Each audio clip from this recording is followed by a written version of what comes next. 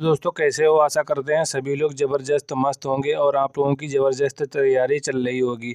तो आरआरबी की जो बुक आती है यूथ कंपटीशन की, वो हमने स्टार्ट कर दी है। जनरल नॉलेज की, सामान्य जानकारी की, जीके की। तो आप लोग अगर तैयारी कर रहे हो, आरपीएफ की कर रहे हो या ग्रुप डी की कर रहे हो या एनटीपीसी की तैयारी कर रहे हो, एलपी टेक्नीशियन की तैयारी कर रहे हो, तो ये बुक इम्पोर्टेंट आप लोगों के लिए हो जाएगी। क्यों इम्पोर्टेंट हो जाएगी? क्योंकि जितने भी अभी तक पेपर हुए हैं, मतलब जो पेपर अभी तक जितने भी कंडक्ट कराए हैं आरआरबी ने, 2019 में वैकेंसी ग्रुप डी की आई थी और उसके बाद एनटीपीसी की वैकेंसी आई, 2021 में एग्ज़ाम हुआ, एलपी की वैकेंसी आई थी। तो सभी के प्रश्न इस बुक में इंक्लूड कर दिए गए हैं। आप लोग इंडेक्स इसका देख सकते हो। ये बुक हमने स्टार्ट कर दी है, तो आप लोग वीडियो देखें। अगर वीडियो पसंद आए तो वीडियो को लाइक करें और चैनल को सब्सक्राइब करें। ये जितने भी एग्ज़ाम हुए 2018-19 में जो एग्ज़ाम हुआ था आरपीएफ कांस्टेबल का, उसके भी इसमें प्रश्न इंक्लूड कर दिए गए हैं। मतलब जेई का एग्ज़ाम हुआ था, वो सभी इसमें प्रश्न इंक्लूड कर दिए गए हैं। आपको कहीं देखने की ज़रूरत, अगर आप जीके तैयार करना चाहते हो तो इससे बढ़िया आपको कहीं भी बुक नहीं मिलेगी, क्योंकि इसमें सारे प्रश्न दे दिए गए हैं और हम 50 क्वेश्चन करवा चुके हैं। इससे पहले एक वीडियो बनाया था हमने। तो ये बुक है, तो इसका आप लोग कवर पेज देख सकते हो। यूथ कंपटीशन की बुक है, लगभग आपको 500 रुपये की मार्केट में मिलेगी। तो हम ये बुक करवा रहे हैं। इसमें 15,210 प्रश्न दिए गए हैं। अभी तक जितने भी प्रश्न पूछे गए न्यू पैटर्न पर है। अगर आप इनको मतलब इसके क्वेश्चन कर लेते हो तो आपको एक अनुभव आइडिया लग जाएगा किस प्रकार के प्रश्न बनते हैं। और अगर आप इतने ही प्रश्न अगर कर लें सही से, तो इतने में ही भला हो जाएगा आपका। तो उम्मीद करते हैं कि आप लोग वीडियो को लाइक करेंगे और चैनल को सब्सक्राइब कर लें, क्योंकि अगर आपके लिए हम मेहनत कर रहे हैं तो आपको भी थोड़ी सपोर्ट करना चाहिए। तो आप लोगों को बता दें कि हम एक वीडियो इससे पहले बना चुके हैं, क्योंकि 50 क्वेश्चन करवाए थे और क्वेश्चन हमने डिटेल से करवाए थे, तो 50 क्वेश्चन हम कंप्लीट कर चुके हैं। दूसरा वीडियो है, हम वीडियो एक प्लेलिस्ट में डाल देंगे इस बुक के, तो आप लोग देखते रहें। क्योंकि ज़्यादा लंबा वीडियो बनाते हैं तो उसका कोई फ़ायदा नहीं। अगर आप लोग देखोगे नहीं तो कोई फ़ायदा नहीं हमारे बनाने का है। तो स्टार्ट करते हैं, क्योंकि 50 क्वेश्चन ये कंप्लीट करवा दिए थे और क्वेश्चन में इसके डिटेल के साथ डिस्क्राइब किया गया, उसको भी मतलब बताना पड़ता है। अगर आप उसे देखोगे नहीं वन लाइनर में, कुछ आपका भला भी नहीं होने वाला है। अगर आप लोग पहले से तैयारी कर रहे हैं तो इसमें क्या है, क्वेश्चन का जो है हम आंसर हाइड कर देंगे। तो आप लोग अपना टेस्ट भी लगा सकते हो कि इतने प्रश्न हमें आते थे, ये सभी प्रश्न पूछे गए हैं। और कहीं भी मतलब मिस्टेक हो जाती है बोलने में, तो आप लोगों को पता ही है कि रिकॉर्ड करना वॉइस को थोड़ा प्रॉब्लम हो जाती है, क्योंकि बोलना पड़ता है तो दिक्कत आ जाती है। तो आप लोग फालतू की कमेंट मत किया करें। अगर कोई गलती हो जाती है तो कमेंट बॉक्स में बता दिया करें। और फिर फ़िलहाल हम खुद वीडियो चेक कर लेते हैं कहीं हमसे गलती तो नहीं हुई है। उसके बाद हम उसका जो है, अगर गलती हो जाती तो कमेंट बॉक्स में पिन कर देते हैं। मगर आप लोग फालतू कमेंट ना किया करें। गलती हो जाए तो उसका सुझाव दिया करें। आप सभी लोग पढ़े लिखे हैं। तो क्वेश्चन नंबर 51 से स्टार्ट करते हैं। क्वेश्चन नंबर 51 है। 51 में क्या है, ऋग्वेद में 4 वेदों में से पवित्रतम वेद है, जिसमें 10,600 ऋचाओं के डेस, यहाँ पर जो खाली स्थान है, सूक्तों के 10 अध्याय जिन्हें मंडल कहा जाता है, शामिल है। तो इसमें पूछा गया कि जो है ऋग्वेद में जो है 10 मंडल हैं और 10,600 ऋचाएँ हैं। तो उसमें पूछा गया है कि आपसे सूक्त जो हैं कितने हैं, इसमें सूक्त आपको बताना है। तो ऋग्वेद में कितने सूक्त हैं, ऑप्शन नंबर ए सही हो जाएगा। कितने हो जाएंगे, 1028 सूक्त हैं। तो आप सबसे पहले आप लोगों को याद रखना है ऋग्वेद में कितने मंडल हैं, 10 हैं, जिन्हें अध्याय बोलते हैं। और सूक्त कितने हैं, तो 10 हैं। और वहीं बात की जाए ऋचाओं की, ऋचाएँ कितनी हैं, यहाँ पर 10,060 ऋचाएँ हैं। वहीं बात कर लेते हैं जो इसको पढ़ता है तो उसे क्या बोलते हैं, तो उसे होत्र बोलते हैं। ये इस प्रकार से होत्र होता है, ये आप लोग याद रखें। ये होत्र, इसे पढ़ने वाले को होत्र कहते हैं, ये भी याद रखें आप लोग। नेक्स्ट क्वेश्चन देख लेते हैं। तो ऋग्वेद में क्या है, चारों वेदों में सबसे प्राचीन है। तो 4 वेद हैं आप लोगों के, कौन कौन से वेद हैं हम एक्सप्लेन भी करते रहेंगे साथ में। अगर आप लोगों को कुछ लगता है कि ये नहीं करना चाहिए तो कमेंट बॉक्स में बता सकते हैं। तो चारों वेद कौन कौन से आपका है, सबसे पहला और पुराना या प्राचीनतम वेद ऋग्वेद है। और उसके बाद कौन सा आ जाता है, 4 वेद आप लोगों के हैं, यजुर्वेद आ जाता है, फिर सामवेद आता है, उसके बाद अथर्ववेद आता है। तो वीडियो इससे पहले हम बना चुके, वो ज़रूर देखें आप लोग। उसके बाद आप लोगों का 4 ये वेद हैं। और सबसे जो अथर्ववेद है, सबसे नवीनतम वेद है, सबसे पुराना वेद पूछा जाएगा। तो आप लोगों को ऋग्वेद बताना है। और सबसे बाद वाला वेद आपसे पूछा जाए तो अथर्ववेद है।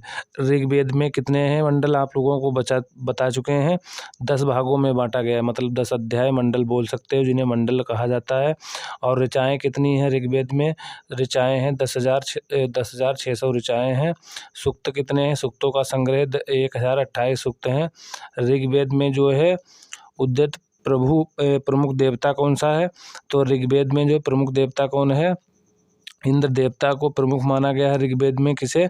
इंद्र देवता को। उसके बाद क्या? प्रसिद्ध गायत्री मंत्र का, इसमें गायत्री मंत्र का उल्लेख है, ये भी याद रखें आप लोग। ऋग्वेद में गायत्री मंत्र का उल्लेख है, किसमें है? तीसरे मंडल में है। 9वें मंडल में क्या है? देवता सोम को समर्पित है। 9वां मंडल देवता सोम को समर्पित है। और तीसरा मंडल जो है किससे संबंधित है? गायत्री मंत्र का संबंध है। नेक्स्ट देख लेते हैं। देखो क्वेश्चन जब तक आप लोगों को मतलब क्वेश्चन के बारे में डिटेल से पता नहीं तो आप क्वेश्चन सही नहीं कर पाओगे। तो जो है क्वेश्चन को जो विद डिटेल के साथ आपको पता होना चाहिए। थ्योरी अगर आपकी कंप्लीट नहीं है तब भी नहीं मतलब क्वेश्चन आपसे नहीं एग्जाम में बन पाएगा, क्योंकि आप पकड़ ही नहीं पाओगे। तो ये बुक हमारे हिसाब से सही लगी हमें है, क्योंकि हम पहले से हमें पता है कि इसमें जैसे कि जो डिस्क्राइब किया गया है डिस्क्रिप्शन ही अगर इसका आप सही से पढ़ लेते हो तो अगर जीके आपने नहीं पढ़ी है तब भी आपका भला हो जाएगा।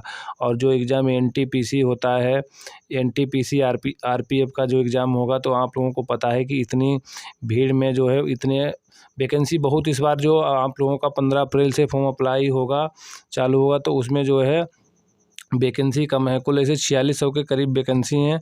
400 से कुछ ज़्यादा मतलब एसआई की वैकेंसी आएंगी। तो आप लोग कंपटीशन देख ही सकते हो कितनी हाई ऑल इंडिया के लिए वैकेंसी। तो पेपर तो टफ आना ही आना है। तो क्वेश्चन नंबर है 52, किस वेद में ऋचाओं की संख्या सर्वाधिक है? तो वेद आप लोगों को चार हैं, तो सर्वाधिक किस में जो है ऋचाओं की संख्या? तो ऋग्वेद में है। आपका ऑप्शन नंबर सी सही हो जाएगा। सर्वाधिक जो ऋचाओं की संख्या किसमें है? तो ऋग्वेद में है। कितनी ऋचाएँ हैं? तो आप लोगों को बता चुके 10,600 जो है ऋचाएँ हैं। नेक्स्ट क्वेश्चन देख लेते हैं। नेक्स्ट क्वेश्चन है, निम्नलिखित में से कौन सा चारों वेदों में सबसे पुराना और सबसे बड़ा वेद है? तो सबसे पुराना और सबसे बड़ा कौन सा हो जाएगा? तो आपका ऋग्वेद है। इसको जो पढ़ता है उसे क्या बोलते हैं? होत्र बोलते हैं। ये भी आप लोग याद रखें। और इसमें ऋचाएँ कितनी हैं? तो 10,000 कितनी है? 600 ऋचाएँ हैं, क्योंकि साथ में एक्सप्लेन करते रहेंगे। और तीसरे मंडल में क्या गायत्री मंत्र का उल्लेख है। और आप लोगों का मंडल आपको हम बता ही चुके हैं, 10 मंडल हैं। नौवां जो मंडल है वो किससे संबंधित है? तो देवता सोम से संबंधित है। नेक्स्ट क्वेश्चन देख लेते हैं। क्वेश्चन नंबर 54 है। 54 में क्या है? ऋग्वेद देश का संग्रह है। तो ऋग्वेद किसका संग्रह है? तो 1000 यहाँ पर 28 किसका हो जाएगा? 1028 सूक्तों का संग्रह है। ऋचाएँ कितनी आपकी हो जाएंगी? 10,600 हो जाएंगी। मंडल 10 हो जाएंगे। तो आपका राइट आंसर कौन सा हो जाएगा? ऑप्शन नंबर जो है तो आप लोग मेरी बातों को ध्यान से सुने, तो आपका right answer option number A सही हो जाएगा। ऋग्वेद संग्रह है 1028 सूक्तों का। नेक्स्ट देख लेते हैं। क्वेश्चन नंबर 55 है। 55 में क्या है? प्रारंभिक हिंदू दर्शन में जीवन के कितने चरण निर्धारित किए गए थे? तो प्रारंभिक हिंदू दर्शन में जीवन के कितने चरण निर्धारित किए गए थे? तो इसका जो राइट आंसर हो जाएगा ऑप्शन नंबर आपका जो है सी वाला सही हो जाएगा। 4 थे। कौन कौन से थे? तो ये भी देख लें आप लोग। प्रारंभिक हिंदू दर्शन में जीवन के कितने चरण थे? तो 4 थे। कौन कौन से थे? ये भी देख लें। ग्रुप डी में क्वेश्चन आप लोगों का पूछा गया है। क्वेश्चन के सामने लिखा है तो आप लोग खुद देख सकते हो किसमें पूछा गया है। तो ये जो बुक है इतने देखो किसके किसके लिए ये इम्पोर्टेंट है। तो ये बुक जो है आपकी आरआरबी ग्रुप डी की जो वैकेंसी आने वाली एनटीपीसी की जुलाई या सितंबर उसके लिए इम्पोर्टेंट है, क्योंकि आरपीएफ कांस्टेबल और एएलपी के लिए इम्पोर्टेंट है, क्योंकि सारे प्रश्न इसमें इंक्लूड किए गए हैं। ये बुक तो प्रारंभिक हिंदू दर्शन में जीवन के कितने चरण निर्धारित किए गए हैं? तो ये 4 हैं। कौन कौन से हैं? तो सबसे पहला आपका हो जाएगा ब्रह्मचर्य। ब्रह्मचर्य की आयु कितनी होती है? 0 से 25 वर्ष तक। नेक्स्ट आपका है गृहस्थी। गृहस्थी का कितना है? 25 से 50 वर्ष। वहीं बात कर लेते हैं वानप्रस्थ की। तो वानप्रस्थ की हो जाएगी आप लोगों की, वानप्रस्थ की आप लोगों की हो जाएगी 50 से 75 और संन्यास की 75 से 100 के बीच। तो ये आप लोग याद रख लें। हिंदू दर्शन में जीवन के कितने चरण हैं? तो जीवन के 4 चरण होते हैं बताए गए हिंदू दर्शन में। कौन सा? ब्रह्मचर्य पहला, दूसरा गृहस्थी है, और तीसरा आप लोगों का हो जाएगा वानप्रस्थ, और चौथा आपका संन्यास। तो संन्यास की जो अवधि है 75 से 100 वर्ष के बीच है। तो इनका जो हिंदू दर्शन के अनुसार क्या है, जीवन के 4 चरण हैं। क्या मतलब है? तो ब्रह्मचर्य आदमी को कब तक रखना चाहिए? 0 से 25 वर्ष तक। उसके बाद गृहस्थी मतलब गृहस्थ से संबंधित हो जाता है, तो उसका अवधि क्या रखी गई है? 25 से 50 वर्ष। और जो है वन मतलब वन प्रस्थान के लिए आपकी आयु रखी गई है 50 से 75 वर्ष। संन्यास के लिए 75 से 100 वर्ष। नेक्स्ट क्वेश्चन देख लेते हैं। क्वेश्चन नंबर है आप लोगों का 56। चारों वेदों में से किस वेद को यज्ञ सूत्रों के वेद के रूप में जाना जाता है, जिसमें समान उद्देश्य के लिए इच्छित छंदों के साथ साथ विभिन्न संस्कारों के लिए अपनाए जाने वाले गद्य सूत्र भी शामिल हैं? तो यज्ञ का संबंध किससे? सबसे पहले आप लोगों को हमने बताया था कि यज्ञ से संबंधित वेद कौन सा आपका है? यजुर्वेद है। वहीं जादू टोना से संबंधित अथर्ववेद है, और गायन से संबंधित आप लोगों का कौन सा हो जाएगा? सामवेद हो जाएगा। तो यज्ञ की यहाँ पर बात की गई, तो यहाँ पर आपका यजुर्वेद हो जाएगा। ऑप्शन नंबर जो है सी वाला सही हो जाएगा। कौन सा? Option number C. Question number 56 का आपका राइट आंसर हो जाएगा ऑप्शन नंबर सी। तो इसका डिस्क्रिप्शन देख लेते हैं। चारों वेदों में यजुर्वेद को यज्ञ सूत्रों के वेद के रूप में जाना जाता है, जिसमें समान उद्देश्य के लिए इच्छित छंदों के साथ साथ विभिन्न संस्कारों के लिए अपनाए जाने वाले गद्य सूत्र भी शामिल हैं। और ये आप लोगों को बता दें, जो यजुर्वेद है ये इसमें जो यज्ञ के समय बलि उली दी जाती है और उनके मंत्रों का उच्चारण सम्मिलित है। मतलब यज्ञ के समय जो विधि विधान मंत्रों का होता है इसमें उल्लेख किया गया है। साथ ही आप लोगों को बताते हैं यजुर्वेद जो है आपका वेद, ये गद्य पद्य दोनों में लिखा गया है, ये भी याद रखें आप लोगों। तो इसका right answer option number C सही हो जाएगा। नेक्स्ट क्वेश्चन देख लेते हैं। क्वेश्चन नंबर 57 है। 57 में क्या? उपनिषद शब्द में उप का क्या उपनिषद में उप शब्द का क्या दर्शाता है? तो उपनिषद में जो है उप शब्द क्या दर्शाता है? तो इसका जो राइट आंसर हो जाएगा ऑप्शन नंबर जो है आपका बी राइट सही हो जाएगा। निकटता दर्शाता है। जो उपनिषद में जो है उप शब्द जो है ये क्या दर्शाता है? तो ये निकटता दर्शाता है। डिस्क्रिप्शन देख लेते हैं। उपनिषद शब्द में उप शब्द निकटता को दर्शाता है। उपनिषद सामान्यतः वेदांत कहलाते हैं। वे दार्शनिक ग्रंथ भारतीय दर्शन के कुछ प्रमुख उपनिषद बृहदारण्यक, छंदोग्य, ऐतरेय, कौशितकी, मैत्रेयी, ये सभी क्या हैं? उपनिषद हैं। तो ये भी आप लोग याद रखें। नेक्स्ट क्वेश्चन देख लेते हैं।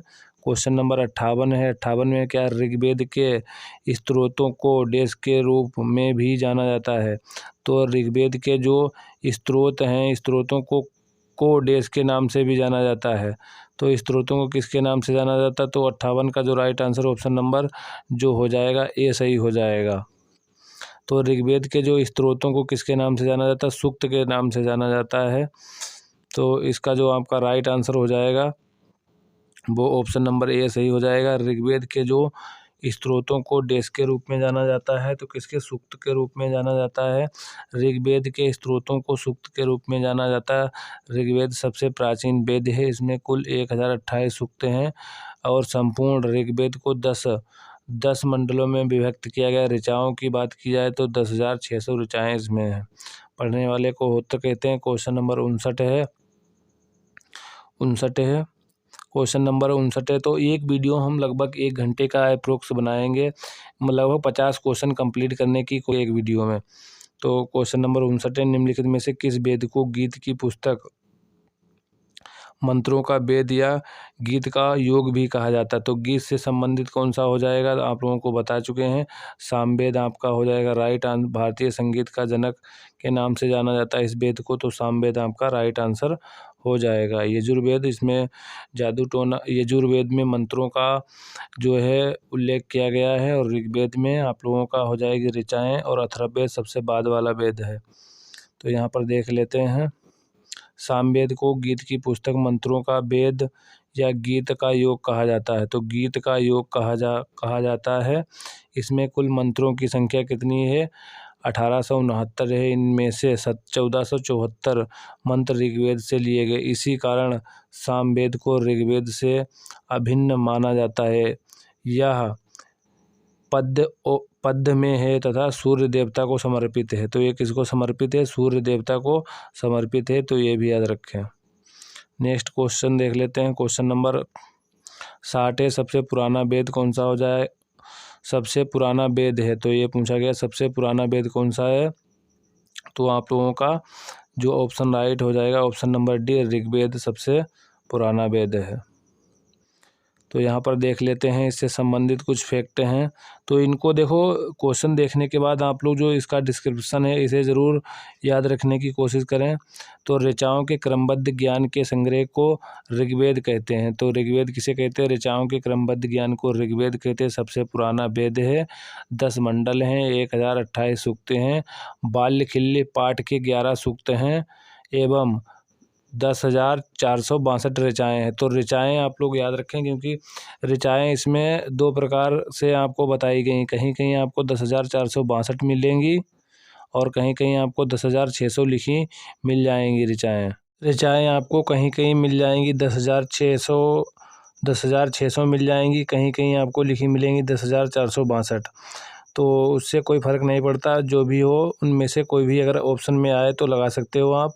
तो इसमें क्या है, और जो इसको पढ़ता है उसे क्या बोलते हैं, ऋग्वेद को जो पढ़ता है उसे क्या बोलते हैं, उसे होत्र बोलते हैं। ये भी याद रखें, एग्जामों में पूछा गया। विश्वामित्र द्वारा रचित तीसरे जो इसका तीसरा मंडल है, ऋग्वेद में 10 मंडल हैं, तीसरा मंडल जो है किसको समर्पित है, देवता सूर्य और सावित्री को समर्पित है। वहीं गायत्री मंत्र का इसमें उल्लेख मिलता है, ये भी याद रखें। और 9वां मंडल किससे संबंधित है, देवता सोम से संबंधित है। नेक्स्ट देख लेते हैं, क्वेश्चन नंबर 61 है। 61 में क्या है, ऋग्वेद में ऐसे देश मंत्र हैं जिनमें अप्रामाणिक बाल्यखिल्य भजन शामिल हैं। तो कितने हो जाएंगे, तो इसमें आपका ऑप्शन नंबर जो है बी सही हो जाएगा। यहाँ पर सूक्ति पूछी गई थी, ऋग्वेद में ऐसे मंत्र हैं जिसमें अप्रामाणिक बाल्यखिल्य भजन है, यानी कि यहाँ पर बाल्यखिल्य लिखा हुआ है, बाल्यखिल्य भी इसे लिख देते हैं कहीं कहीं। तो इसका राइट आंसर हो जाएगा, यहाँ पर सूक्तियाँ ही आपसे पूछी गई थी, तो 1028 हो जाएंगे। नेक्स्ट देख लेते हैं, क्वेश्चन नंबर 62 है, ऋग्वेद में देश मंत्र हैं। तो ऋग्वेद में कितने मंत्र हैं, तो ये आपको बताना है। तो इसका जो राइट आंसर हो जाएगा ऑप्शन नंबर जो है बी राइट आंसर हो जाएगा। 1028 सूक्तियाँ इसमें भी पूछी हैं। तो यहाँ पर देख सकते हो कितना घुमा फिरा के ये क्वेश्चन पूछ रहे, ऋग्वेद में देश मंत्र हैं, तो यहाँ पर सूक्तियाँ आपसे पूछी गई 1028 हैं। ऊपर वाले क्वेश्चन में आपसे पूछा गया था ऋग्वेद में ऐसे मंत्र है जिसमें अप्रामाणिक बाल्यखिल्य भजन है, तो कितने हो जाएंगे, ये भी इसमें भी 1028 था, इसमें भी 1028 है। नेक्स्ट क्वेश्चन देख लेते हैं, क्वेश्चन नंबर 63 है। 63 में क्या है, ऋग्वेद का इनमें से कौन सा अंग जटिल शब्दों के अर्थ एवं व्याख्या के लिए प्रसिद्ध है। तो ऋग्वेद का इनमें से कौन सा अंग जटिल शब्दों के अर्थ एवं व्याख्या के लिए प्रसिद्ध है। तो इसका जो राइट आंसर हो जाएगा ऑप्शन नंबर जो है, तो इसका जो right answer option number D सही हो जाएगा। तो कौन सा हो जाएगा, वेदों का इनमें से कौन सा अंग जटिल शब्दों के अर्थ एवं व्याख्या के लिए प्रसिद्ध है, तो निरुक्त हो जाएगा। जैसे कि आप लोगों को पता है वेदांगों की संख्या कितनी है, 6 है। तो वेदांगों की संख्या कितनी है, वेदांगों की संख्या वेद के अंग को वेदांग कहा जाता है। तो ये भी आप लोग याद रखें, जो वेद के अंग हैं उन्हें क्या वेदांग कहा जाता है। वेदों की संख्या 6 है, मतलब वेदांगों की संख्या कितनी है 6। तो वेदों की संख्या 4 है, वेदांगों की संख्या कितनी है, तो वेदांगों की संख्या 6। कौन कौन से आपके हो जाएगा, तो आपके जो वेदांग हो जाएंगे वो कौन कौन से हैं, शिक्षा हो जाएगा, व्याकरण हो जाएगा, निरुक्त, छंद, ज्योतिष और कल्प, ये वेदांग हैं। इनमें से वेदों का अंग निरुक्त जटिल शब्दों के अर्थ एवं व्याख्या के लिए प्रसिद्ध है। जो 6 आप लोगों के वेदांग हैं, शिक्षा, व्याकरण, निरुक्त, छंद, ज्योतिष, कल्प, ये आप लोग याद रखें। वेदों के अंग को वेदांग कहा जाता है। और इसमें जो वेदांगों की जो अंग है निरुक्त, ये जटिल शब्दों एवं व्याख्या के लिए प्रसिद्ध, जो कठिन शब्द की व्याख्या व्याकरण की पहुँच से बाहर रहते हैं, उनके अर्थ के लिए निरुक्त की रचना की गई है।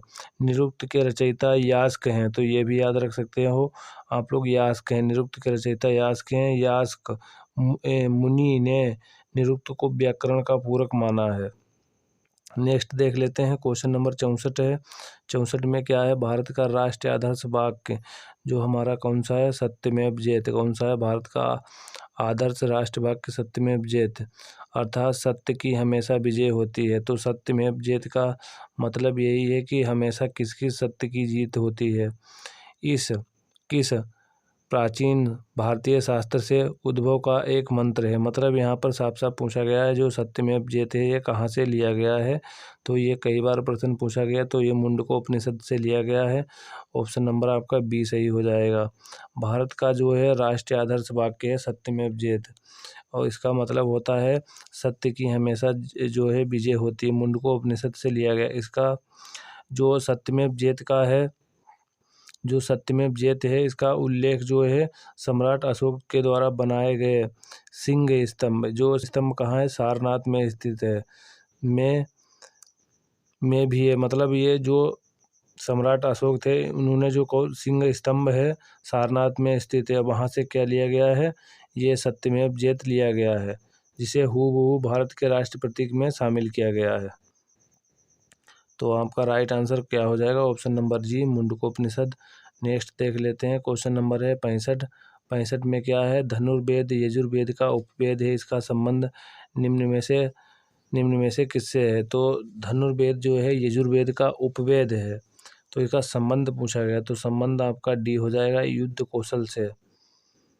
तो जो यजुर्वेद है इसमें क्या है, इसमें मंत्रोच्चारण का जो है विधि विधान बलिदान का उल्लेख मिलता है, और ये गद्य पद्य दोनों में लिखा गया है यजुर्वेद। तो इसमें पूछा गया यजुर्वेद का जो है उपवेद कौन सा है, धनुर्वेद का जो है संबंध किससे, तो ऑप्शन नंबर डी, युद्ध कौशल से है धनुर्वेद का।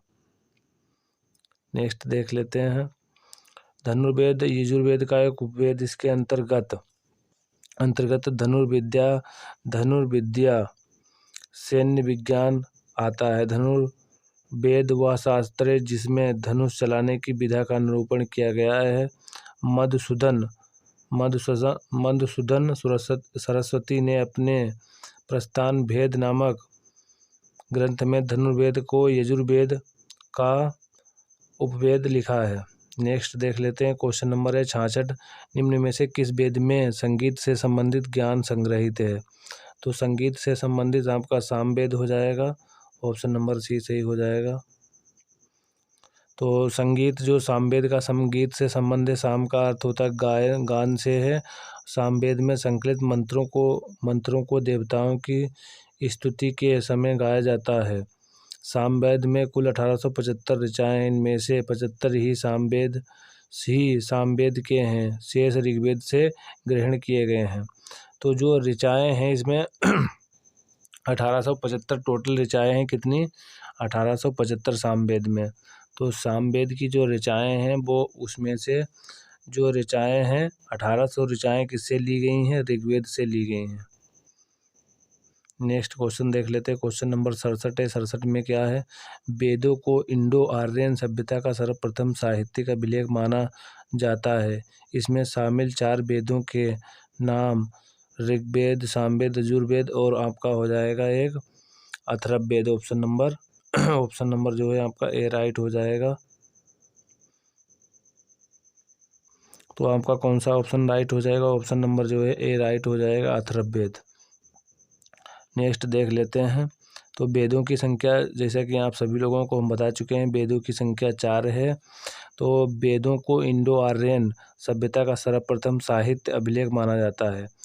वेदों को जो है, इस शब्द को आप लोग थोड़ा ध्यान से सुने, वेदों को इंडो आर्यन सभ्यता का सर्वप्रथम साहित्य अभिलेख माना जाता है, जिसका संकलन कर्ता कौन थे? महर्षि कृष्ण द्वैपायन थे। महर्षि कृष्ण द्वैपायन वेद व्यास ने की थी। तो इसके संकलन करना, यानी कि जो वेद हैं, चारों वेदों के संकलनकर्ता कौन थे? संकलनकर्ता थे महर्षि कृष्ण द्वैपायन वेद व्यास ने की थी। वेद का अर्थ कई बार एग्जामों में पूछा गया है। वेद का अर्थ होता है ज्ञान। इनसे आर्यों के आगमन व बसने की जानकारी मिलती है। वेदों से हमें क्या मिलता है? जो आर्य थे उनके आने और बसने की जानकारी मिलती है। उनके इतिहास का पता चलता है। इसमें लिखा नहीं मगर इतिहास का पता चलता है। और वो किसकी पूजा करते थे। तो 4 वेद हैं, कौन कौन से हैं? ऋग्वेद, यजुर्वेद, सामवेद और अथर्ववेद। इन चारों वेदों को क्या कहा जाता है? संहिता कहा जाता है। ये कुछ पॉइंट हाईलाइट कर रहे हैं, वो याद कर लें। चारों वेदों को संहिता कहते हैं। वेद आपको बता चुके हैं। वेदांगों की संख्या 6 है, ये भी याद कर सकते हो। क्वेश्चन नंबर है 68। मुंडक उपनिषद किससे संबंधित है? तो मुंडक उपनिषद आपको बताना है। तो ऑप्शन नंबर आपका जो हो जाएगा, मुंडक उपनिषद जो है, किसका संबंध किससे हो जाएगा? ये अथर्ववेद से हो जाएगा। मुंडक उपनिषद, जो मुंडको उपनिषद है, अथर्ववेद की शौनकीय शाखा का उपनिषद है। तो एक शाखा इसकी शौनकीय है, उसकी उपनिषद। वो इस उपनिषद में 3 मुंडक हैं। कौन कौन से हो जाएंगे? प्रत्येक मुंडक के 2 खंड हैं तथा कुल 64 मंत्र हैं। मुंडकोपनिषद को मंत्रोपनिषद के नाम से जाना जाता है। मुंडकोपनिषद है जिसको किसके नाम से जाना जाता है?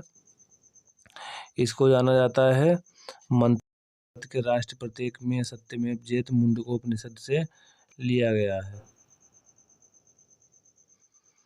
नेक्स्ट देख लेते हैं। क्वेश्चन नंबर 69 है। भारत की वैदिक काल अवधि कब तक चली? तो इसमें बताना है आपको, भारत की वैदिक काल अवधि कब तक चली थी। तो इसका जो राइट आंसर हो जाएगा 1500 से आपका हो जाएगा 1500 से 500 तक। ऑप्शन नंबर ए राइट हो जाएगा। जो वैदिक काल था उसकी समय अवधि आपसे पूछी गई। तो वैदिक काल की जो समय अवधि थी, ये 1500 से 500 BC तक ये इसकी अवधि थी। सिंधु सभ्यता के पतन के बाद जो नवीन संस्कृति प्रकाश में आई, उसके विषय में संपूर्ण जानकारी वेदों से मिलती है। इसलिए इस काल को हम वैदिक काल के नाम से जानते हैं। इसका समय था 1500 से 500। क्वेश्चन नंबर 70 है। निम्नलिखित में से कौन सा वेद जादुई अनुष्ठानों और वशीकरण के बारे में बताता है?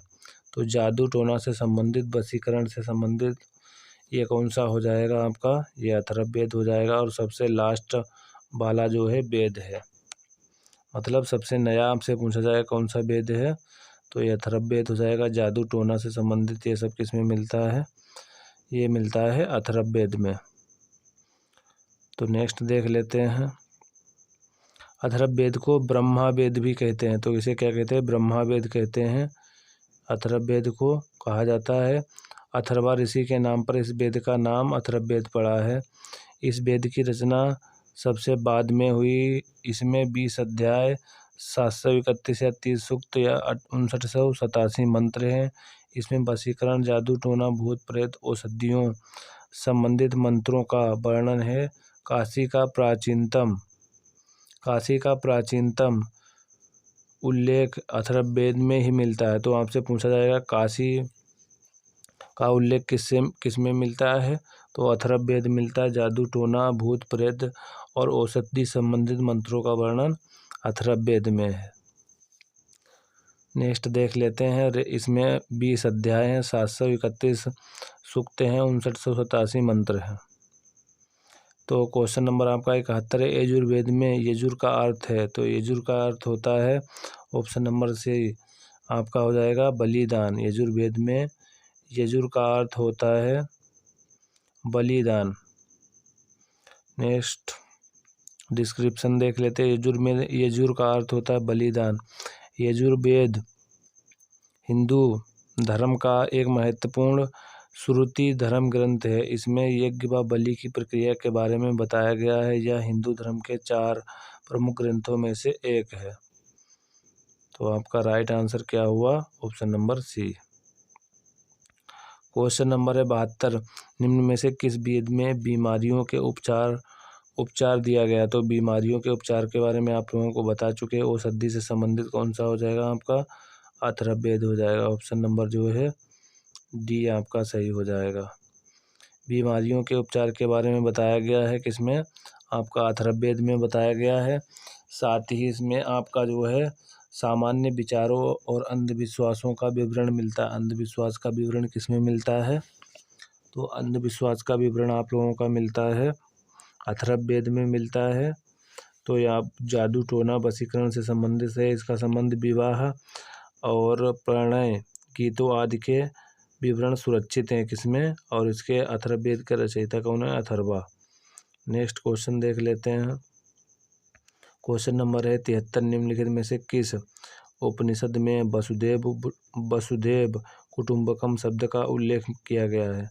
तो जो वसुदेव कुटुंबकम है इसका शब्द का उल्लेख किया गया है। तो अभी जो G20 की समिट हुई थी भारत में, तो उसकी भी थीम क्या थी?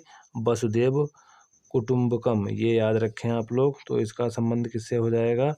निम्नलिखित में से किस उपनिषद में वसुदेव कुटुंबकम शब्द का उल्लेख है? तो ये जो राइट आंसर हो जाएगा आपका किस में है? तो ऑप्शन नंबर ए महा उपनिषद में जो है वसुदेव कुटुंबकम शब्द का उल्लेख किया गया। वसुदेव कुटुंबकम शब्द का उल्लेख किया गया है। इसका अर्थ होता है धरती संसार ही परिवार है। वसुदेव कुटुंबकम का अर्थ है धरती संसार ही परिवार है। नेक्स्ट देख लेते हैं। क्वेश्चन नंबर है 74। उपनिषद में तेईस उपनिषद मुख्य माने जाते हैं। तो आप लोगों का जो राइट आंसर हो जाएगा उपनिषदों में उपनिषद मुख्य माने जाते हैं। तो ऑप्शन नंबर आपका जो राइट हो जाएगा, तो जो 74 का right answer option number A सही हो जाएगा। 74 का ऑप्शन नंबर ए राइट हो जाएगा। 108 उपनिषद में से 11 उपनिषद मुख्य माने जाते हैं। तो कितना हो जाएगा? 108 उपनिषद में से 11 उपनिषद क्या माने जाते हैं? मुख्य माने जाते हैं। तो आपका राइट आंसर हो जाएगा ऑप्शन नंबर ए वाला राइट हो जाएगा। तो कुछ उपनिषद से संबंधित जानकारी इकट्ठा कर लेते हैं। उपनिषद ही समस्त भारतीय दर्शन के मूल स्रोत हैं। इन्हें वेदांत भी कहा जाता है। सत्यमेव जयते भारत का राष्ट्रीय आदर्श वाक्य है। भारत का राष्ट्रीय आदर्श वाक्य कौन सा है? सत्यमेव जयते है। जो कहाँ से लिया गया? मुंडको उपनिषद से लिया गया है। और मुंडको उपनिषद से लिया गया है। भारतीय इतिहास में मुक्तिका उपनिषद में 108 उपनिषदों का उल्लेख है, लेकिन 11 उपनिषद ही प्रमाणित हैं, जिसमें बृहदारण्यक उपनिषद सबसे बड़ा है, मांडुक्य उपनिषद सबसे छोटा है। तो आपसे पूछा जाएगा कौन सा उपनिषद सबसे बड़ा है? तो सबसे बड़ा आपका हो जाएगा बृहदारण्यक उपनिषद और सबसे छोटा आपका मांडुक्य उपनिषद हो जाएगा। कौन सा? मांडुक्य उपनिषद। ये भी याद रखें। 12 श्लोक हैं। किसमें? सबसे छोटे में 12 श्लोक हैं। छंदोग उपनिषद सबसे पुराना है। तो सबसे पुराना, सबसे बड़ा, छोटा आपको पता चल गया। सबसे बड़ा बृहदारण्यक है। कौन सा हो जाएगा? बृहदारण्यक, ये सबसे बड़ा हो जाएगा। मांडुक्य उपनिषद सबसे छोटा और छांदोग्य उपनिषद सबसे पुराना। नेक्स्ट देख लेते हैं। क्वेश्चन नंबर 75 है। सबसे पुराना उपनिषद है। तो सबसे पुराना उपनिषद आपको बताया छांदोग्य। सबसे पुराना छांदोग्य उपनिषद हो जाएगा। सबसे बड़ा बृहदारण्यक उपनिषद सबसे बड़ा हो जाएगा। सबसे छोटा आपका हो जाएगा मांडुक्य।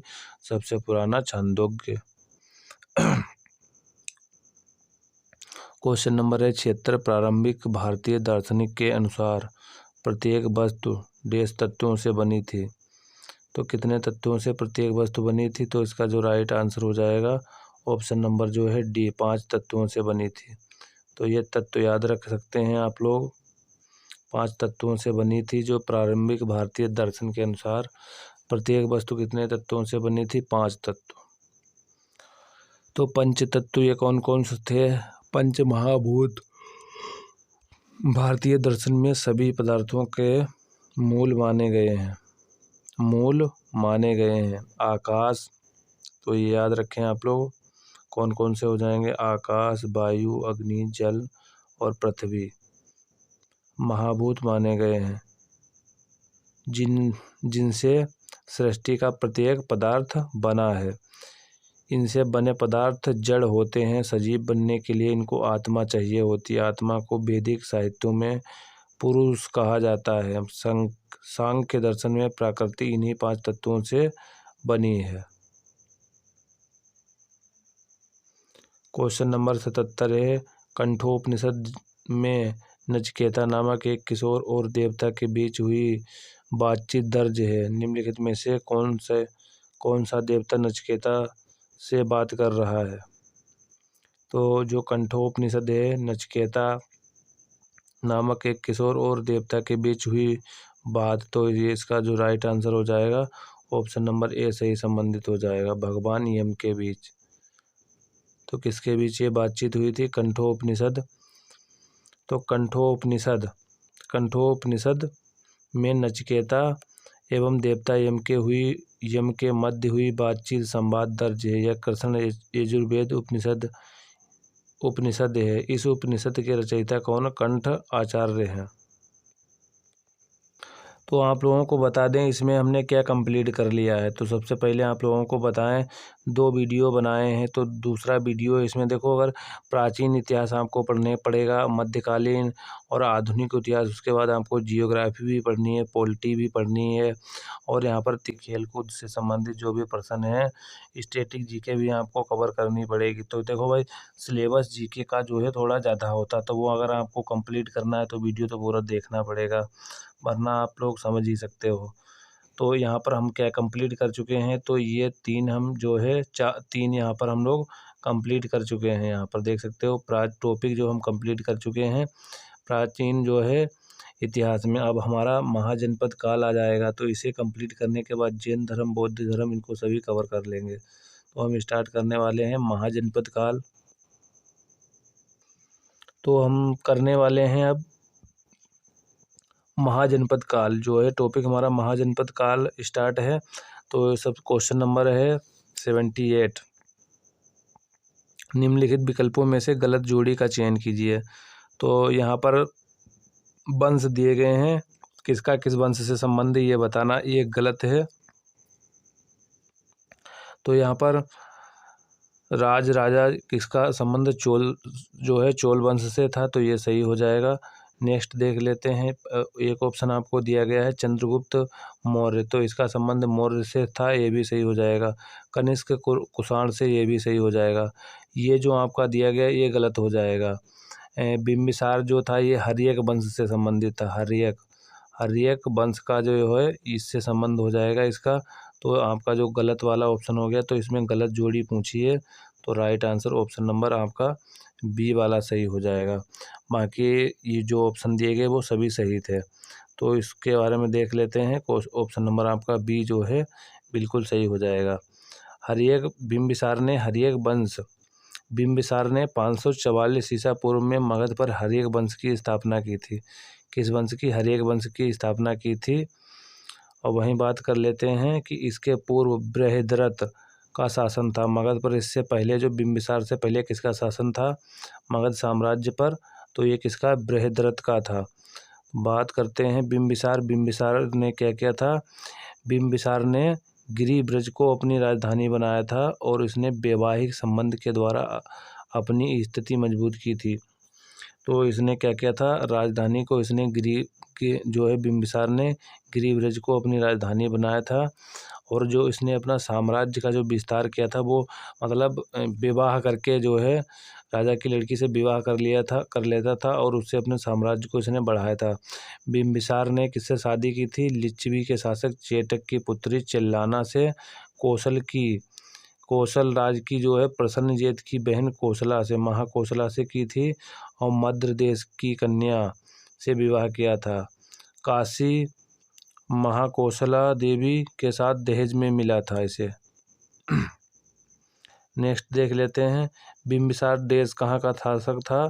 तो बिंबिसार ने, अभी आप लोगों ने देखा, बिंबिसार मगध का शासक था। नेक्स्ट देख लेते हैं क्वेश्चन नंबर 80 है। 80 में क्या है?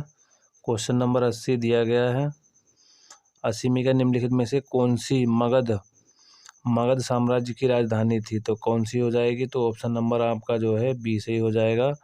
तो मगध की राजधानी क्या थी? राजगीर थी। और गिरिब्रज भी थी, ये भी आप लोग याद रखें। मगध की राजधानी क्या थी? राजगीर थी और या गिरिब्रज थी, ये दोनों राजधानी थी, ये भी याद रखें आप लोग। मगध प्राचीन भारत के 16 जनपदों में से एक था। तो पहले जो पूरा भारत था वो कितने महाजनपदों में बटा था? 16 महाजनपदों में बटा था। और उसी में जो मगध जो क्या था? मगध प्राचीन भारत के 16 जनपदों में से एक था, ये भी याद रखें। जो मगध जो 16 जनपदों में से एक था। और इसकी राजधानी कहाँ थी? तो जो उस समय महाजनपद हुआ करते थे, तो आज के राज्य के मतलब जैसे कि हम लोग आज राज्य कहते हैं, तो उस समय महाजनपद कहा जाता था। तो ये जो हो जाएगा आपका, बौद्ध काल में उत्तर भारत का सबसे शक्तिशाली जनपद था। मगध जो था बौद्ध काल में सबसे शक्तिशाली जो है जनपद था बौद्ध के समय में। ये कौन सा?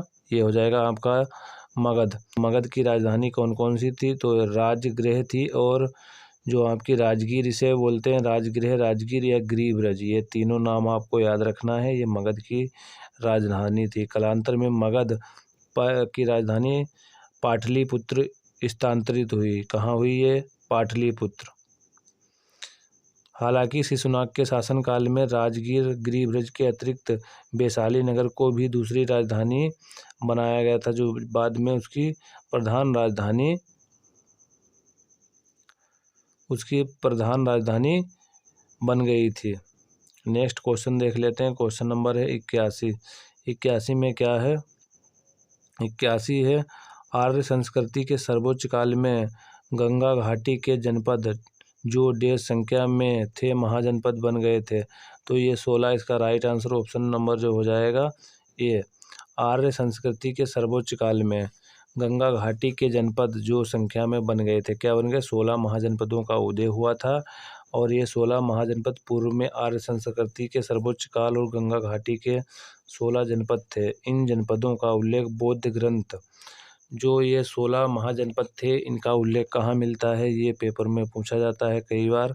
तो बौद्ध का जो ग्रंथ था, तो बौद्ध का एक ग्रंथ था अंगुत्तर निकाय, उससे जानकारी मिलती है 16 महाजनपदों की। और एक हो जाता है आपका जैन ग्रंथ। जैन ग्रंथ कौन सा? भगवती सूत्र से ये जानकारी मिलती है 16 महाजनपदों के बारे में। तो ये भी आप लोग याद रखें। महाजनपदों में मगध, गिरिब्रज, राजगृह इसे बोलते थे। मगध की राजधानी हुआ करती थी राजगृह, गिरिब्रज, ये याद रखें आप लोग। वत्स की कौशाम्बी से वत्स, कौशाम्बी, कौशल, श्रावस्ती, अवंती, उज्जैन सर्वाधिक ये प्रसिद्ध कुछ जो ये थे। मगध बहुत फेमस था, वत्स, कौशाम्बी, उसके बाद कौशल, श्रावस्ती और अवंती को उज्जैन ही कहते थे। ये भी ये काफ़ी फेमस जो थे जनपद थे। वहीं बात कर लेते हैं, प्राचीन भारत में राज्य या प्रशासनिक इकाइयों को महाजनपद कहा जाता था। क्वेश्चन नंबर है 82। 82 में क्या? प्राचीन काल में अवध को किस नाम से जाना जाता था? तो अवध को किस नाम से जाना जाता था? तो ये आपको बताना है।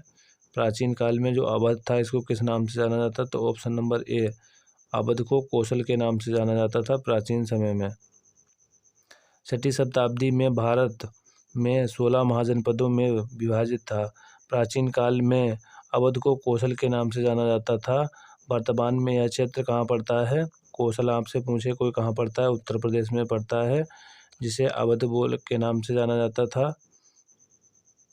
अब देख लेते हैं, जैन धर्म स्टार्ट हो जाता है हमारा। तो टॉपिक नंबर हमारा 5 स्टार्ट हो जाता है। आप लोग वीडियो ध्यान से देखें और सुने। तो आपका टॉपिक 5 हो जाए जैन धर्म, जैनिज्म। तो क्वेश्चन नंबर आपका 83 है, 19वीं शताब्दी में निर्मित अजमेर का सोनीजी की नसियार मंदिर देश को समर्पित है? तो सोनी जी। क्वेश्चन नंबर 83 है, 19वीं शताब्दी में निर्मित अजमेर का सोनी जी की नसिया मंदिर, तो ये कौन सा नसिया मंदिर है, देश को समर्पित है? दोबारा पढ़ देते हैं। 83, 19वीं शताब्दी में निर्मित अजमेर का सोनी जी की नसिया मंदिर देश को समर्पित है। तो ये 19वीं शताब्दी में बनाया गया था मंदिर, किसको समर्पित है? अजमेर में स्थित है। तो ऑप्शन नंबर जो है ए सही हो जाएगा, महादेव ऋषभ देव को ये क्या है, समर्पित है। तो ऋषभ देव कौन थे?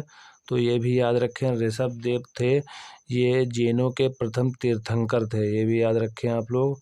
19वीं शताब्दी में निर्मित सोनी जी की नसिया मंदिर अजमेर शहर में स्थित है। एक जैन मंदिर है, इसे लाल मंदिर भी कहते हैं। यह जैन धर्म के प्रथम तीर्थंकर को समर्पित है। तो ये मंदिर याद रखें, लाल मंदिर है, जैन को समर्पित है। कहाँ? अजमेर में है। और वहीं बात कर लेते हैं, प्रथम तीर्थंकर थे नसिया मंदिर, इसे कहा जाता है नसिया मंदिर। लाल मंदिर जैन धर्म से संबंधित था। प्रथम तीर्थंकर थे कौन? ये थे तीर्थंकर ऋषभ देव, इन्हीं को जो है ये समर्पित है। क्वेश्चन नंबर है 84, जैन धर्म से संबंधित जल मंदिर का निर्माण किसने करवाया था? तो जैन धर्म से संबंधित जल मंदिर का निर्माण किसने करवाया था? तो ऑप्शन नंबर जो है आपका सी राइट हो जाएगा, राजा नंदीवर्धन ने जल मंदिर का निर्माण करवाया था। और ये जल मंदिर कहाँ पड़ता है आपका? है पावापुरी बिहार में स्थित है। ऐसा माना जाता है कि इस मंदिर का निर्माण महावीर के बड़े भाई, तो ये नंदीवर्धन कौन थे? महावीर के जो है बड़े भाई थे, इन्होंने बनवाया था। यह मंदिर एक तालाब के मध्य बना है, मतलब तालाब के बीच में बना है। इसमें मुख्य पूजनीय वस्तु भगवान महावीर की चरण पादुका है। तो आपका राइट आंसर कौन सा हो जाएगा? ऑप्शन नंबर सी। 84 का जैन धर्म से संबंधित जल मंदिर का निर्माण किसने करवाया था? तो राजा नंदीवर्धन ने करवाया था। महावीर के ये बड़े भाई थे। महावीर कौन थे? 24वें तीर्थंकर थे, ये भी आप लोग याद रखें। प्रथम ऋषभ देव थे। और जल मंदिर बिहार में पड़ता है, पावापुरी में पड़ता है, और ये तालाब के बीच में स्थित है और चरण पादुका की पूजा होती है। नेक्स्ट देख लेते हैं। नेक्स्ट क्वेश्चन नंबर 85 है। तो वीडियो अगर आप लोगों को पसंद आए तो वीडियो को लाइक ज़रूर करें, चैनल को सब्सक्राइब कर लें, कुछ सपोर्ट हमें करें आप लोग। क्वेश्चन नंबर 85 है, जैन धर्म में तीर्थंकर किसे कहते हैं? तो जैन धर्म में तीर्थंकर किसे कहते हैं? तो इसका जो राइट आंसर हो जाएगा, वह व्यक्ति जो ईश्वर और आत्मा में विश्वास करता है, पुनर्जन्म में विश्वास रखता है। तो इसका जो राइट आंसर हो जाएगा, ऑप्शन नंबर जो है ये वाला राइट आंसर हो जाएगा। जैन धर्म में तीर्थंकर का अर्थ क्या होता है? ऑप्शन नंबर इसमें जो है ए वाला राइट होगा। ए वाला मतलब धर्म का रक्षक, आध्यात्मिक शिक्षा जो मोक्ष या मुक्ति मार्ग बताता हो। तो प्रथम तीर्थंकर कौन थे? ऋषभ देव थे, और प्रथम तीर्थंकर ये थे। और ये नसिया इनका जो मंदिर है कहाँ पर बना है? लाल मंदिर के नाम से जाना जाता है, ये अजमेर में बना है, ये भी याद रखें। 24वें तीर्थंकर कौन थे? महावीर स्वामी हैं, तो ये याद रखें। और जो जैन धर्म में तीर्थंकर होते हैं, कहते किसे, मतलब तीर्थंकर का मतलब होता है धर्म का रक्षक, ये याद रखें वर्ड आप लोग। तीर्थंकर का मतलब होता है धर्म का रक्षक, आध्यात्मिक शिक्षक, और मोक्ष या मुक्ति मार्ग बताता है। तो ऑप्शन नंबर आपका ए राइट हुआ। वीडियो ध्यान से सुने और वीडियो को लाइक ज़रूर करें। जैन धर्म में तीर्थंकर को धर्म का रक्षक या आध्यात्मिक शिक्षक के रूप में माना जाता है, जो मोक्ष या मुक्ति मार्ग बताता है। जैन धर्म में कुल 24 तीर्थंकर हुए हैं। ऋषभ देव जैन धर्म के प्रथम तीर्थंकर और महावीर स्वामी 24वें तीर्थंकर थे। एक्स्ट्रा फैक्ट याद रखें। नेक्स्ट देख लेते हैं क्वेश्चन नंबर 86, निम्न में से कौन सा जैन धर्म से संबंधित नहीं है? तो दिलवाड़ा जैन धर्म से संबंधित है, कुशीनगर, पारसनाथ, श्रवण बेलगोला। तो इसका जो राइट आंसर हो जाएगा ऑप्शन नंबर डी, कुशीनगर किससे संबंधित है? तो ये किससे संबंधित है? ये जैन धर्म से संबंधित नहीं है, बौद्ध धर्म से संबंधित है, जो कि कुशीनगर उत्तर प्रदेश में पड़ता है। ये कहाँ, ये इन्हें महापरिनिर्वाण प्राप्त हुआ था गौतम बुद्ध को। मल्लों ने यहाँ के बुद्ध अवशेषों पर स्तूप का निर्माण करवाया था। यह बौद्ध धर्म में विशेष स्थान रखता है। यह कनिष्क ने बिहारों एवं चैत्य का निर्माण करवाया था। तो आपका 86 का राइट ऑप्शन नंबर डी सही हो जाएगा। क्वेश्चन नंबर 87, जब कोई तीर्थंकर अपने नासवर शरीर को छोड़ देता है तो डैश इसे के रूप में जाना जाता है। जैसे कि कोई तीर्थंकर है जैन धर्म का, 24 तीर्थंकर हुए जैन धर्म में, उसमें से कोई जैसे अपना शरीर छोड़ देता है तो उसे क्या कहा जाता है? तो इसे ऑप्शन नंबर जो है डी निर्वाण कहा जाता है। ऑप्शन नंबर डी निर्वाण कहा जाता है, ग्रुप डी में पूछा गया है। जब कोई तीर्थंकर अपने नश्वर शरीर को छोड़ देता तो इसे निर्वाण या मृत्यु के रूप में जाना जाता है। जैन धर्म के जो संस्थापक थे ऋषभदेव तथा जैन धर्म के 24वें तीर्थंकर महावीर स्वामी थे। क्वेश्चन नंबर है 88, निम्न में से कौन सा आगम जैन धर्म में अहिंसा का वर्णन करता है? तो ये कौन सा करता है? ऑप्शन नंबर जो है ए करता है, सूत्र क्रातांक सूत्र जैन धर्म में अहिंसा का वर्णन करता है। जैन साहित्य को आगम कहा जाता है। क्या कहा जाता है? जैन साहित्य को आगम कहा जाता है। इसके अंतर्गत 12 अंग, 12 उपअंग और 10 प्रकीर्णन, 6 क्षेत्र सूतक और 4 मूल सूत्र का अनुप्रयोग तथा नंदी सूत्र की गणना की जाती है। जैन धर्म के सूत्रकृतांग जैन धर्म, तो क्या हो जाएगा? जैन धर्म का सूत्रकृतांग सूत्र अहिंसा का वर्णन करता है। इस सूत्र में कहा जाता है कि यह जानते हुए कि सभी बुराइयों और दुख जीवित प्राणियों की चोट से उत्पन्न होते हैं और यह अंतहीन शत्रुता की ओर ले जाता है और महान भय का मूल कारण है। एक बुद्धिमान व्यक्ति जो जागृत हो गया है उसे सभी पापों व कर्मों से बचना चाहिए। क्वेश्चन नंबर है 89, निम्नलिखित में से किसे जैन धर्म का प्रथम तीर्थंकर माना जाता है? तो किसे माना जाता है? तो यह ऋषभनाथ को माना जाता है या ऋषभदेव को। जैन धर्म में सबसे पहले तीर्थंकर कौन थे? ऋषभदेव थे। अंतिम महावीर स्वामी हैं। जैन धर्म अनीश्वरवादी है। तो आपसे पूछा जाएगा जैन धर्म कैसा, मतलब अनीश्वरवादी, ईश्वर की इसमें मान्यता नहीं, अनीश्वरवादी है। ईश्वर तथा वेदों की सत्ता में विश्वास नहीं रखता है। तो ईश्वर में ये विश्वास नहीं जैन धर्म वाले रखते हैं। नेक्स्ट देख लेते हैं। क्वेश्चन नंबर है 90। क्वेश्चन नंबर 90, तो इससे संबंधित और फैक्ट देख लें। जैन अनुयायी अहिंसा में विश्वास करते हैं। तो ये ईश्वर में विश्वास नहीं करते हैं, किसमें विश्वास करते हैं? जो है अहिंसा में विश्वास रखते हैं। जैन धर्म में कर्म की प्रधानता है। ये फैक्ट याद रखें, ऐसे फैक्ट पूछे जाते हैं। कर्म की प्रधानता जैन धर्म के अस्तित्व को स्वीकार करता है। जैन धर्म आत्मा के अस्तित्व को स्वीकार करता है, ये आत्मा को मानते हैं। कर्म की प्रधानता है और यहाँ पर ये ईश्वर को नहीं मानते हैं। क्वेश्चन नंबर 90, वर्धमान महावीर जैन धर्म के देश थे। तो ये कौन थे? तो ये ऑप्शन नंबर सी सही हो जाएगा, 24वें तीर्थंकर थे। वर्धमान महावीर जैन धर्म के 24वें तीर्थंकर थे। क्वेश्चन नंबर है 91, जैन धर्म के 24वें तीर्थंकरों में से प्रथम तीर्थंकर कौन थे? तो प्रथम कौन थे? ऋषभनाथ थे। नेक्स्ट देख लेते हैं। क्वेश्चन नंबर है 92, जीवन में जिन 5 बंधनों को जैन धर्म के लोगों द्वारा पालन करना होता है उनमें से निम्न में से किसका अर्थ गैर अभिग्रहण है? तो इसका जो राइट आंसर हो जाएगा ऑप्शन नंबर जो हो जाएगा ऑप्शन नंबर बी सही हो जाएगा, अपरिग्रह। जैनियों के अनुसार कर्म और बंधन से आत्मा को मुक्ति दिलाने के लिए 5 महाव्रत हैं। कौन कौन से हैं? 5 महाव्रत जैन धर्म के कौन कौन से? अहिंसा, सत्य, अस्तेय, अस्तेय, ब्रह्मचर्य और अपरिग्रह। तो अपरिग्रह का अर्थ होता है गैर अभिग्रहण, अर्थात कोई भी वस्तु संचित ना करना है। तो इसका जो right answer option number B सही हो जाएगा।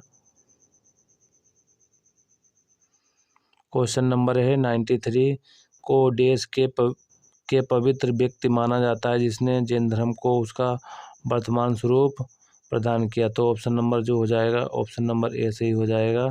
जो है महावीर को पवित्र व्यक्ति माना जाता है जिसने जैन धर्म को उसका वर्तमान जो है स्वरूप प्रदान किया। तो बात कर लेते हैं जो महावीर स्वामी, इनका जन्म कहाँ हुआ था? प्राचीन जन्म इनका कहाँ पर हुआ था? ये वैशाली में हुआ था। बज्जी गणतंत्र की राजधानी वैशाली कहाँ? कुंडाग्राम में हुआ था। ज्ञात्र कुल के प्रधान सिद्धार्थ के यहाँ 540 में हुआ था। इनकी माता का नाम त्रिशला था। जैन जो महावीर स्वामी है इनका जन्म कहाँ? कुंडाग्राम में हुआ था, 540 में हुआ था। माता इनकी त्रिशला थी जो कि लिच्छवी की राजकुमारी थी। इनकी पत्नी का नाम यशोदा था महावीर के। क्वेश्चन नंबर है 94, महावीर स्वामी का जन्म कहाँ हुआ था? ये आपका ऑप्शन नंबर डी में हुआ था। कहाँ? कुंडाग्राम में हुआ था। नेक्स्ट देख लेते हैं। क्वेश्चन नंबर 95 है, महावीर और उनके अनुयायियों की शिक्षाओं को लगभग 1500 वर्ष के रूप में लिखा गया था। उसी रूप में वर्तमान में किस स्थान पर उपलब्ध? क्वेश्चन नंबर है आपका 95, महावीर और उनके अनुयायियों की शिक्षाओं को लगभग 1500 वर्ष सॉरी गाइस, यहाँ पर 1500 वर्ष पहले जिस रूप में लिखा गया था उसी रूप में वे वर्तमान में किस स्थान पर उपलब्ध हैं? तो इसका जो राइट आंसर हो जाएगा ऑप्शन नंबर डी सही हो जाएगा, गुजरात में। जैन धर्म के 24वें तीर्थंकर व अंतिम महावीर स्वामी और उनके अनुयायियों की शिक्षाओं को लगभग 1500 वर्ष पहले जैसे लिखा गया था उसी रूप में वर्तमान में गुजरात के वल्लभी में उपलब्ध हैं। वल्लभी गुजरात में दूसरी जैन सभा का आयोजन 512 में भानुगुप्त के शासनकाल में किया गया था, जिसकी अध्यक्षता देवर्षि क्षमाश्रवम ने की थी। तो जैन धर्म की संगीतियाँ याद कर लें आप लोग। जो है प्रथम संगीति कब हुई थी? जो है 4वीं शताब्दी में हुई थी। कहाँ? पाटलिपुत्र में हुई थी। अध्यक्ष कौन थे? स्थूलभद्र थे। दूसरी कहाँ हुई थी? यह 512 में हुई थी। कहाँ? इसके स्थान पर वल्लभी गुजरात में हुई थी। और अध्यक्ष कौन थे? दूसरी में अध्यक्ष थे देवर्षि क्षमाश्रवण, ये इसके अध्यक्ष थे। क्वेश्चन नंबर आप लोगों का कौन सा है? नेक्स्ट क्वेश्चन है, क्वेश्चन नंबर आप लोगों का है, क्वेश्चन नंबर आप लोगों का 96 है। जैन धर्म में जैन शब्द संस्कृत शब्द जिन से लिया गया है जिसका अर्थ देश, जिसने सभी मानवीय भाव अवशेषों पर विजय प्राप्त कर ली है। तो इसका जो राइट आंसर हो जाएगा ऑप्शन नंबर जो है ये वाला सही हो जाएगा, विजेता। तो क्या हो जाएगा? जैन धर्म में जैन शब्द संस्कृत से जिन से लिया गया है जिसका अर्थ होता है विजेता, अर्थात जिसने सभी मानवीय भाव अवशेषों पर विजय प्राप्त कर ली हो। तो आपका right answer option number A सही हो जाएगा।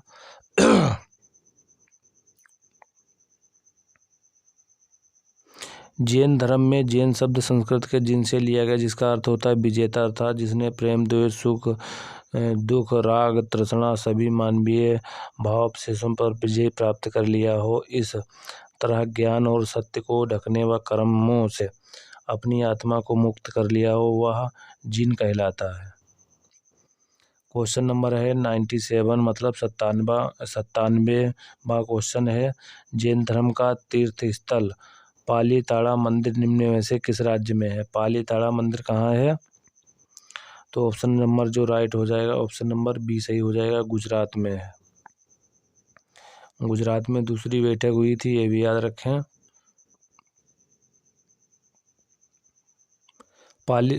पालीताड़ा मंदिर गुजरात के भावनगर जिले में शत्रुंजय पहाड़ी पर स्थित जैनियों का पवित्र स्थल है। मुख्य मंदिर तीर्थंकर ऋषभदेव को समर्पित है। यह मंदिर एक महान जैन संरक्षक कुमारपाल सोलंकी ने 11वीं शताब्दी में बनवाया था। पालीताना शहर को मंदिरों का मंदिर कहा जाता है, मंदिरों का शहर कहा जाता है। ये वर्ड याद रखें आप लोग, मंदिरों का शहर कहा जाता है। क्वेश्चन नंबर है 98। दिगंबर संप्रदाय में किस धर्म से संबंधित है? दिगंबर किससे संबंधित है? तो ऑप्शन नंबर जो है आपका डी सही हो जाएगा। दिगंबर जैन धर्म से संबंधित है। दिगंबर संप्रदाय जैन धर्म के 2 संप्रदायों में से एक लगभग 300 ईसा पूर्व मगध में भीषण अकाल पड़ने पर जैन धर्म के अनुयायियों के मतभेद पड़ जाने से यह धर्म 2 संप्रदायों में बंट गया था। दिगंबर और श्वेतांबर में विभक्त हुआ। दिगंबर संप्रदाय के लोग प्रवर्तक भद्रबाहु थे। प्रवर्तक मतलब दिगंबर संप्रदाय के संस्थापक कौन थे? भद्रबाहु थे। और श्वेतांबर संप्रदाय के स्थूलभद्र थे। तो ये अध्यक्ष भी रह चुके हैं प्रथम उसके संगीति के। तो जैन धर्म के 24वें तीर्थंकर कौन थे? महावीर स्वामी प्रथम ऋषभदेव थे और 23वें याद रखें आप लोग पारसनाथ थे। 24वें महावीर स्वामी और प्रथम कौन थे? ऋषभदेव। क्वेश्चन नंबर आप लोगों का है 99 मतलब 99वां क्वेश्चन है। 6ठी शताब्दी ईसा के पूर्व में प्रारंभ में भगवान महावीर स्वामी का जन्म निम्नलिखित में से स्थल पर हुआ था। तो इनका कहाँ जन्म हुआ था? तो ऑप्शन नंबर जो आपका राइट हो जाएगा ऑप्शन नंबर सी हो जाएगा। इनका जन्म वैशाली में हुआ था। महावीर स्वामी का जन्म 24वें तीर्थंकर अंतिम तीर्थंकर थे 540 में। जन्म कब हुआ था महावीर स्वामी का? 540 में। कहाँ हुआ? कुंडा ग्राम में हुआ था, वैशाली। इनके पिता का नाम क्या था? सिद्धार्थ था। माता इनकी त्रिशला थी। लिच्छवी राजा चेटक की बहन थी। विदित है कि जैन धर्म के संस्थापक प्रथम महावीर तीर्थंकर ऋषभदेव थे। क्वेश्चन नंबर आपका 100 है। भगवान महावीर स्वामी का मूल नाम था। तो इनका वर्धमान मूल नाम था। ऑप्शन नंबर जो है डी सही हो जाएगा। तो डी आपका राइट आंसर हो जाएगा। भगवान महावीर स्वामी का मूल नाम वर्धमान था। 540 में जन्म हुआ था। जन्म कहाँ इनका हुआ था? तो इनके पिता का क्या नाम था? इनके पिता का नाम क्या था ये भी याद रख लें आप लोग। राजधानी क्या थी इनकी? राजधानी वैशाली के निकट कुंडा ग्राम में इनका जन्म हुआ था। महावीर का जन्म कहाँ हुआ था? प्राचीन बज्जी गणतंत्र की राजधानी वैशाली में हुआ था। इनकी माता का नाम त्रिशला था जो कि लिच्छवी राजकुमारी थी। पत्नी का नाम यशोदा। और महावीर को जृंभिका के समीप ऋजुपालिका के किनारे कैवल्य सर्वोच्च ज्ञान प्राप्त हुआ था। कौन सी? ऋजुपालिका नदी याद रखें आप लोग। कैवल्य का अर्थ होता सर्वोच्च ज्ञान। कैवल्य का अर्थ होता सर्वोच्च ज्ञान। कहाँ प्राप्त हुआ था इनको? नदी के किनारे, ऋजुपालिका नदी के किनारे। नेक्स्ट क्वेश्चन देख लेते हैं। जैन मठ संस्थानों को क्या कहते हैं? जो जैन लोगों की जो मठे होते हैं उन्हें कहते हैं बसादिस। ऑप्शन नंबर जो है राइट आंसर हो जाएगा।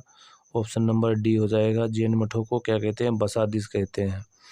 जैन मठ को बसादिस कहा जाता है। जैन धर्म के प्रथम तीर्थंकर ऋषभदेव 24वें महावीर स्वामी थे हुए। महावीर के अनुयायियों को जो मानता है उन्हें क्या कहते हैं?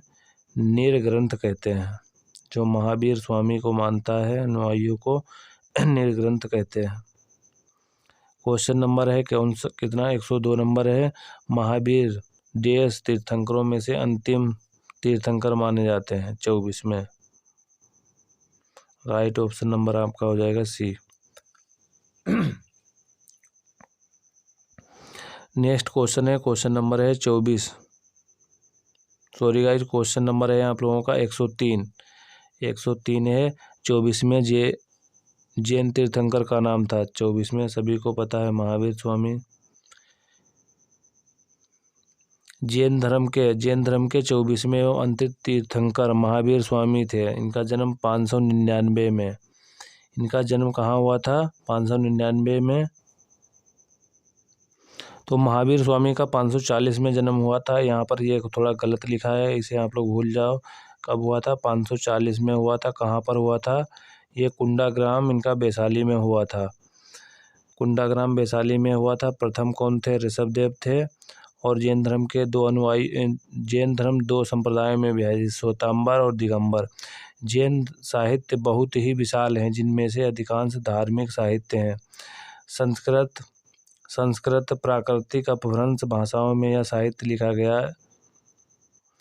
जो इनके साहित्य हैं किस किस में लिखे गए? संस्कृत जो है प्राकृत और अपभ्रंश में लिखे गए हैं। जैन धर्म के त्रिरत्न कौन से थे? सम्यक दर्शन, सम्यक ज्ञान, सम्यक आचरण। ये बहुत पूछे जाते हैं, याद रख सकते हो आप लोग।